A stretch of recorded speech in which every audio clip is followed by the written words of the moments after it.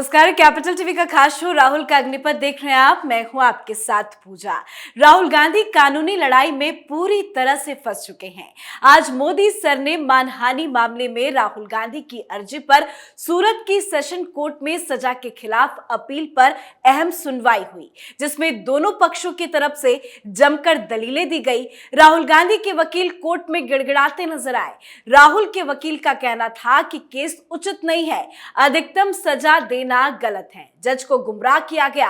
राहुल गांधी के साहस के जवाब में केस चलाया गया, क्योंकि राहुल गांधी ने पीएम मोदी को मुखर होकर आलोचना किए थे। ऐसी कई तरह की दलीलें देकर राहुल गांधी को बचाने की कोशिश की गई। आज सुनवाई पूरी हुई, जिस पर कोर्ट ने बड़ा फैसला लेते हुए फैसला सुरक्षित रख लिया और बताया जा रहा है कि कोर्ट 20 अप्रैल को अपना फैसला सुना सकता है। तो आज सूरत की कोर्ट में क्या क्या हुआ, एक्सक्लूसिव जानकारी के साथ मेरे साथ स्टूडियो में मौजूद हैं कैपिटल टीवी के एग्जीक्यूटिव एडिटर राजीव जी। राजीव जी, बहुत बहुत स्वागत है आपका। आज कोर्ट में क्या कुछ हुआ? देखिए, कोर्ट में शुरुआत में पहले ही एफिडेविट दायर कर दिया गया था। दोनों ने अपनी अपनी बातें रखी थी और उसमें उसके ऊपर दलील दिया जाना था। तो जो पूर्णेश मोदी की तरफ से बात कही गई, उसमें साफ तौर पर कहा गया कि ये जो राहुल गांधी हैं वो रिपीटेटिव ऑफेंडर हैं, बार बार एक ही गलती को दोहराते हैं और इनको माफी मांगने में भी तकलीफ हो रही है। ये भी नहीं कहना चाहते हैं कि हमने इंटेंशनली वो बातें नहीं कही है, लेकिन ये बार बार, एक बार की बात नहीं है, हर बार सुप्रीम कोर्ट के कहे जाने के बावजूद इनके ऊपर कोई प्रभाव नहीं पड़ता है। ये हर कम्युनिटी के व्यक्ति के प्रतिष्ठा को हानि पहुंचाते रहते हैं। इसलिए इनके मामले को सहज न लिया जाए कि इनके खिलाफ जो मामला मोदी सरनेम में मानहानि का चल रहा है, उसमें कोर्ट को कोई गुमराह नहीं किया गया। कोर्ट में जो लोअर कोर्ट में फैसला सुनाते समय जज ने साफ तौर पर कहा था कि आपको सुप्रीम कोर्ट ने पहले ही वार्निंग दी थी मोदी चोर है के मामले में, चौकीदार चोर है के मामले में, उसके बावजूद आप इतने ढीठ कैसे हो सकते हैं कि बार बार उसी तरह की बातें दूसरे कम्युनिटी के लिए करें। आपके खिलाफ 11 मामले पहले से ही चल रहे हैं मानहानि के। तो ऐसे में आपको एक सख्त सजा की जरूरत है, वो मिलनी ही चाहिए। इसलिए मैक्सिमम पनिशमेंट जो मानहानि के, जो क्रिमिनल डिफेमेशन के केस में था, इसके लिए 2 साल की सजा दी गई। और यही दलील इन लोगों ने दिया कि आप ये नहीं कह सकते कि जो राहुल गांधी ने कहा वो सिर्फ नरेंद्र मोदी के लिए कहा, क्योंकि ये पूरा का पूरा मामला, जो पेपर की कटिंग के सबूत दिए गए थे, मीडिया फुटेज दिए गए थे, उनके भाषण के जो अंश दिए गए थे, उसमें साफ तौर पर दिख रहा है कि राहुल गांधी ऐसा नहीं है कि ये सिर्फ पॉलिटिकली बोल रहे हैं।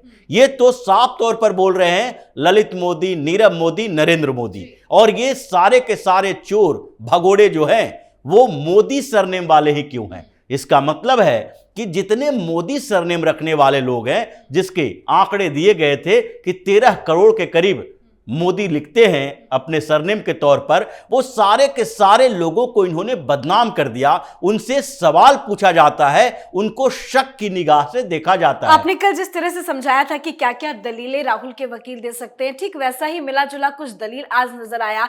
राहुल गांधी के वकील ने कहा कि राहुल गांधी की छवि को नुकसान पहुंच रहा है, भाषण को पूरा सुन लीजिए। तो जो आज कोर्ट में दलीलें पेश की गई है, क्या ये दलीलें इतनी मजबूत है कि राहुल गांधी की सजा को माफ किया जा सकता है? देखिए, दलीलों में दम नहीं है। जिस तरीके से चीमा ने अलग अलग तरीके से बोला है, उसमें दलील कम और बौखलाहट ज्यादा दिखाई पड़ रही है। इन लोगों ने क्या कहा कि राहुल गांधी को जो सजा मिली है ये एप्रोप्रिएट नहीं है, इसके कारण राहुल गांधी को बहुत ज्यादा भुगतना पड़ रहा है। ये 2 साल की सजा मिली, ये 2 साल का पनिशमेंट केवल जेल के लिए नहीं है, एक व्यक्ति के लिए नहीं है, बल्कि इस 2 साल के पनिशमेंट के कारण राहुल गांधी की सांसदी चली गई, लोकसभा सदस्य नहीं रहे, इनका घर छीन लिया गया। और दूसरी तरफ जो बौखलाहट की सीमा तब पार हो गई जब उन्होंने ये तर्क देना शुरू कर दिया कि अगर हमारे खिलाफ कोई कहे कि पंजाबी कम्युनिटी, पंजाबी लोग झगड़ालू होते हैं, गालीबाज होते हैं,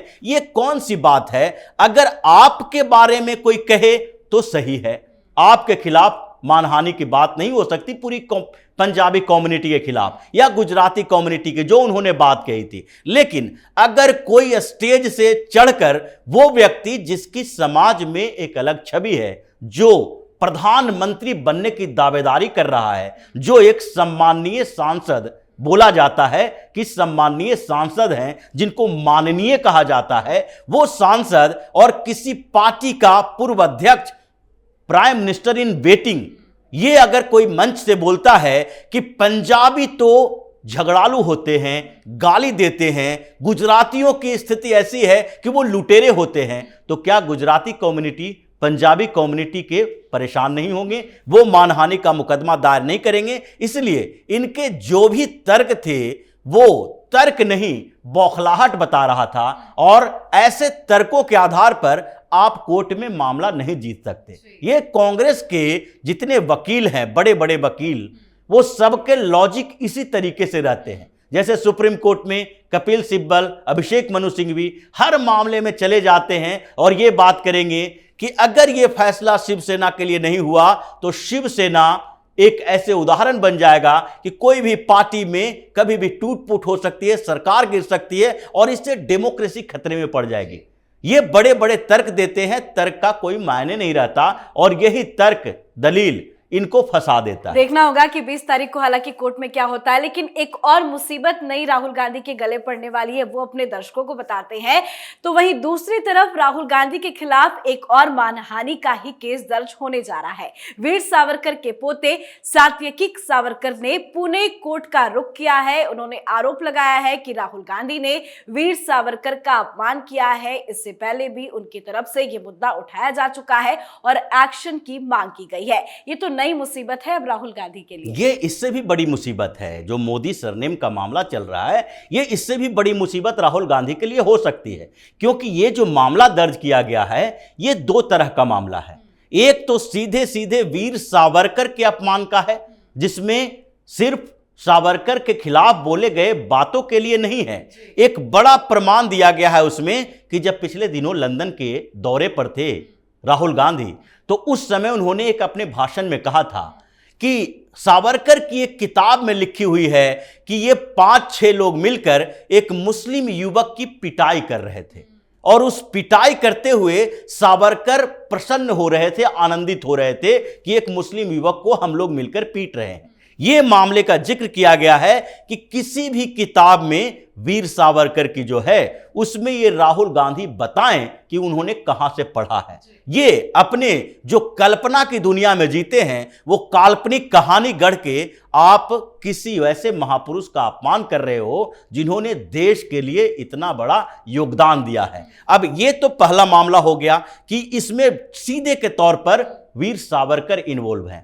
दूसरा मामला इसमें और है, क्योंकि जिस तरीके से मोदी सरनेम का मामला चल रहा है, सावरकर सरनेम का मामला भी इसमें इंक्लूडेड है। और इन्होंने कहा है कि जिस तरीके से बार बार राहुल गांधी पोस्टर बना रहे हैं, हर जगह बोल रहे हैं हम सावरकर नहीं हैं, गांधी हैं, सावरकर माफी मांगने वाले हैं, सावरकर का अपमान किया जा रहा है, वो इसी तरीके से है जैसे कि जितने भी सावरकर लगाने वाले लोग हैं वो अपमानित हो रहे हैं। तो जिस तरीके से मोदी के सरनेम वाले लोगों के खिलाफ इन्होंने बोला और 2 साल की सजा हुई, अब उसी तरीके से ये 2 मामले एक साथ जुड़े हैं, एक वीर सावरकर का खुद का और दूसरा सावरकर सरनेम वाले जितने मराठी होंगे, बाहर भी रहने वाले लोग होंगे, उन सब के बदले ये जो केस दर्ज किया गया है, यानी दोनों मामला एक साथ, इस बार तो उनको 2 साल से भी ज्यादा सजा हो सकती है। जी, बहुत बहुत धन्यवाद सर समझाने के लिए।